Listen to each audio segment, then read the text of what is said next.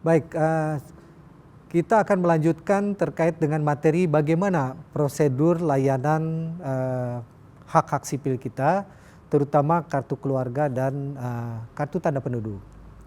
Sebagaimana kita ketahui bahwa penghayat kepercayaan itu sebenarnya sudah diakui di dalam Undang-Undang Administrasi Kependudukan, yaitu Undang-Undang Nomor 23 Tahun 2006 dan Undang-Undang Nomor 24 Tahun 2013 itu sebagai salah satu pengganti ya daripada Undang-Undang Anti Mindu.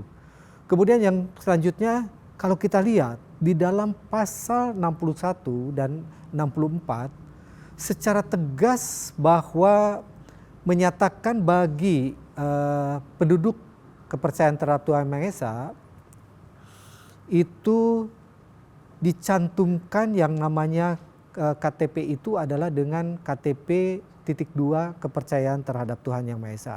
Dan prosedur ini sebenarnya sudah ada. Nah, yang menjadi dasarnya dari mana? Dasarnya itu adalah dari ketentuan pasal 61 dan pasal 64 ini kemudian dianulir yang tadi dari administrasi kependudukan atau dibatalkan melalui putusan Mahkamah Konstitusi. Sehingga proses ini ditindaklanjuti melalui Permendagri nomor 118 tahun 2017 tentang Blanko KK yang memuat tentang masalah register dan kutipan akta pencatatan sipil. Baik, dan kalau kita lihat ingin mengetahui beberapa contoh dari produk kartu keluarga dan KTP, Anda bisa melihat nanti dari beberapa contoh yang akan saya tampilkan. Baik, kita memuat sekarang terhadap materi yang selanjutnya. Materi selanjutnya adalah tentang masalah perkawinan. Nah, kalau kita berbicara tentang masalah perkawinan bagi masyarakat penghayat, itu ada satu yang dinamakan dengan pemuka penghayat kepercayaan. Nah, peraturan yang mengatur tentang masalah perkawinan itu sebenarnya sudah tertuang di dalam peraturan pemerintah nomor 37 tahun 2007 tentang pelaksanaan Undang-Undang nomor 23 tahun 2006 tentang administrasi kependudukan, terutama di dalam bab 10 itu adalah tentang persyaratan dan tata cara pencatatan perkawinan bagi kepercayaan terhadap Tuhan Yang Maha Esa. Khususnya memang kalau kita lihat itu di dalam pasal 81, pasal 82 dan pasal 83. Nah, kalau kita lihat apa itu isinya? Yang pertama dalam ayat 1 itu dikenal bahwa perkawinan penghayat kepercayaan itu dilakukan di hadapan pemuka penghayat kepercayaan. Kemudian yang kedua, apa itu pemuka penghayat kepercayaan? Pemuka penghayat kepercayaan itu adalah ditetapkan oleh organisasi, kemudian setelah ada kesepakatan daripada organisasi, lantas yang pemuka itu harus mengisi dan menandatangani surat perkawinan penghayat kepercayaan. Lantas kalau kita lihat yang lanjut yang ketiga, pemuka penghayat kepercayaan itu harus didaftar pada kementerian yang bidang tugasnya secara teknis membina organisasi kepercayaan terhadap Tuhan Yang Maha Esa. Dalam hal ini adalah Direktorat Kepercayaan terhadap Tuhan Yang Maha Esa dan masyarakat adat. Kalau kita berbicara tentang peristiwa perkawinan, ya, di dalam peristiwa perkawinan itu wajib dilaporkan kepada instansi pelaksanaan atau UPTD. Paling lambat itu adalah 60 hari dengan menyerahkan ada beberapa persyaratan tentunya. Yang pertama harus ada yang namanya surat perkawinan penghayat kepercayaan.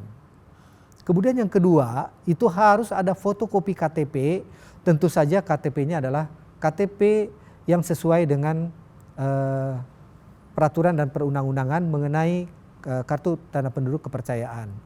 Kemudian juga ada pas foto suami dan istri, calon suami istri, kemudian akta kelahiran, dan kalau ada itu bisa dibuktikan dengan adanya paspor suami istri bagi orang asing.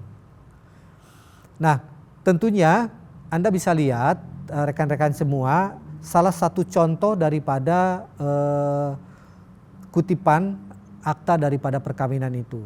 Nah, saya akan perlihatkan. Kemudian di dalam kutipan akta perkawinan itu kita lihat bahwa pejabat instansi atau UPTD harus mencatat perkawinan itu dengan tata cara. Satu, itu adalah menyerahkan formulir pencatatan perkawinan kepada pasangan suami istri. Kemudian juga dia harus melakukan verifikasi dan validasi terhadap data yang tercantum dalam formulir pencatatan perkawinan. Kemudian juga dia harus menyerahkan kutipan akta perkawinan diberikan kepada masing-masing suami dan istri. Nah, itu adalah salah satu bukti ya. Kemudian yang selanjutnya kalau kita ingin lihat bagaimana cara penunjukan pemuka.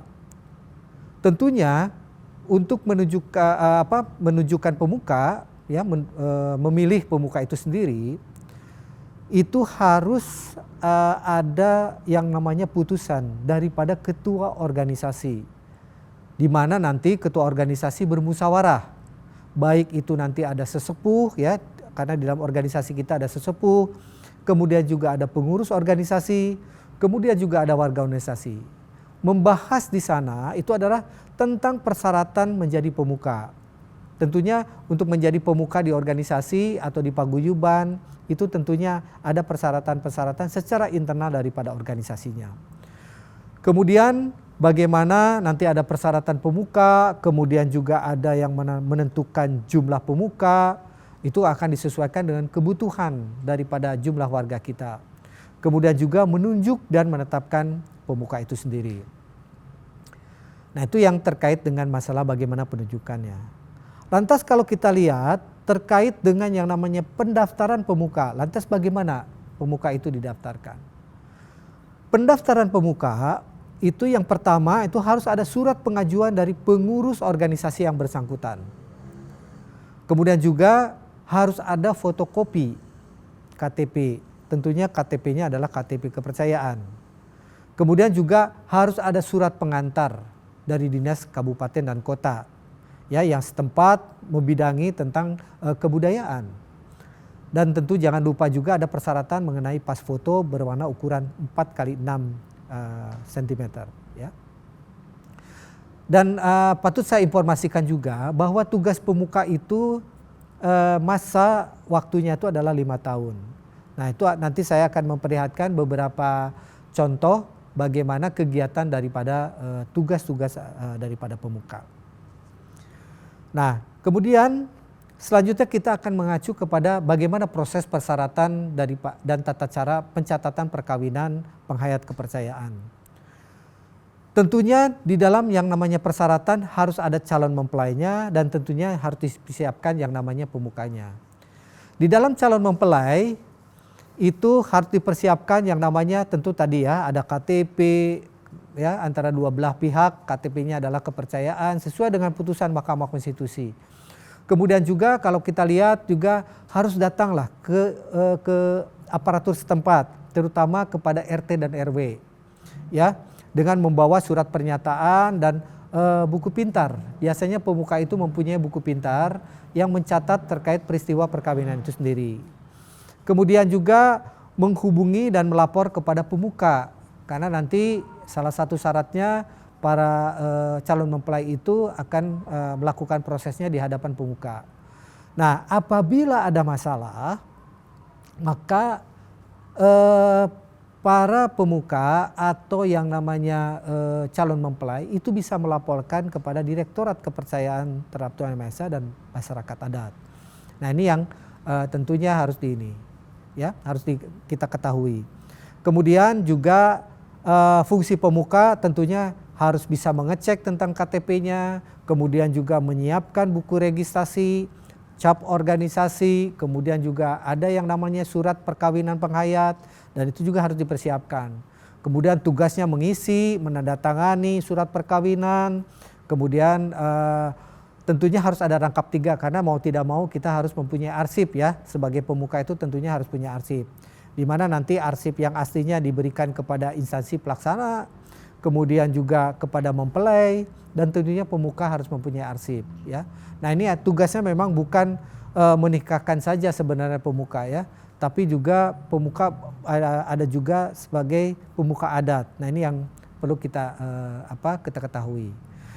Nah, terkait dengan layanan-layanan pemuka, tentunya pemuka penghayat itu banyak. Yang pertama itu adalah bagaimana peristiwa pertikahan itu bisa dilaksanakan atau perkawinan itu bisa dilaksanakan. Dari satu adalah warga organisasi yang bersangkutan, ada keinginan atau kehendak untuk melaksanakan perkawinan. Atau juga ada penghayat perorangan, itu kita harus akomodir.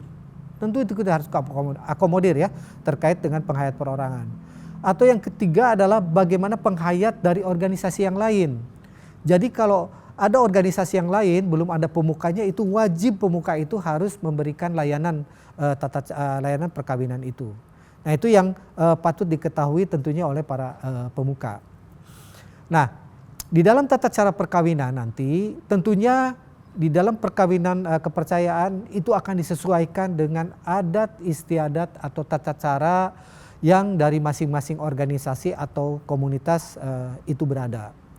Umumnya kalau kita lihat umumnya di dalam tata cara perkawinan itu, pertama biasanya kan kita ada calon mempelai. Kemudian juga ada orang tua atau wali. Kemudian juga ada saksi-saksi dari kedua calon mempelai. Kemudian juga ada pemuka penghayat kepercayaan.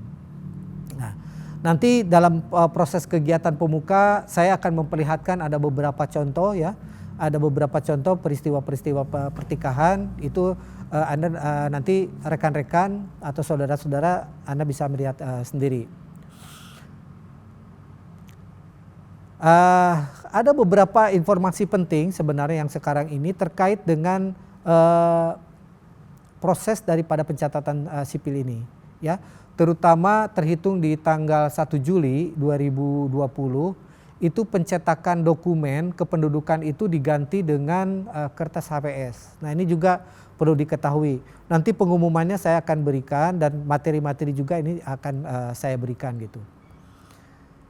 Kira-kira itu mungkin yang bisa saya sampaikan terkait dengan kegiatan atau apa saja yang di dalam proses pertikahan. Terima kasih dan saya tutup dengan salam Rahayu.